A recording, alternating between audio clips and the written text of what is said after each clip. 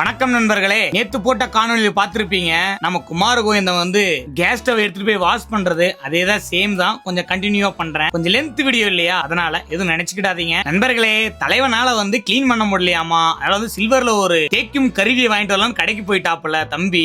அங்க பாத்துக்கிடுங்க, கடையில் நின்றுட்டு இருக்காப்புலையா. அவர் நடையே நட, நீ நடந்தால் நடை அழகு அந்த மாதிரிதான் நடப்பாப்புல. அங்க பாருங்க, என் தலைவன் நடையே நட பயங்கரமா நடந்து வந்தாப்புல. வந்து எடுத்துட்டு வந்து தண்ணி ஆன் பண்ணா அந்த பைப் ஒரு சோதனை பண்ணிடுச்சு. அப்புறம் கனெக்ட் பண்ணிட்டு தலைவன் வந்து சும்மா வாஷ் பண்ண ஸ்டார்ட் பண்ணிட்டாரு. ஏடா குமாரே, அதை கழுவுறன்னு கேட்டேன். அது கழுவுனாதான்டா பயங்கரமா கிளீன் ஆகும்னு சொல்லிட்டாப்புல. நான் சொன்ன ஃபர்ஸ்ட் ரஃப் யூஸ் பண்றா, அப்புறமா ஸ்மூத் யூஸ் பண்றான்னு சொன்னேன். பாருடா, அடிக்கிற அடியில காரத்தை வீட்டுல கிழிஞ்சு தொங்க வேண்டாமா. குமார் திடீர்னு அந்த மாதிரி சொன்னதுனால சரி நம்மள இது பேசக்கூடாதுன்னு சொல்லி அமைதியாயிட்டேன். தலைவன் வேற திடீர்னு மெக்கானிக்கல் வேலையா இறங்கிட்டான். அங்க பாருங்க, கழட்ட முடியாத கழட்டிட்டு தலைவன் போட்டு தேய்ன்னு தேய்க்கிறாப்புல. நான் அதை உட்காந்து வேடிக்கை பார்த்துட்டு இருந்தேன். அவன் வேற நம்மள வந்து குறை சொல்றாப்புல. என்ன பார்த்தா எப்பரா தெரியுது உனக்கு, டை இப்படிதான்டா தெரியுது ராஜா அப்படின்ட்டு.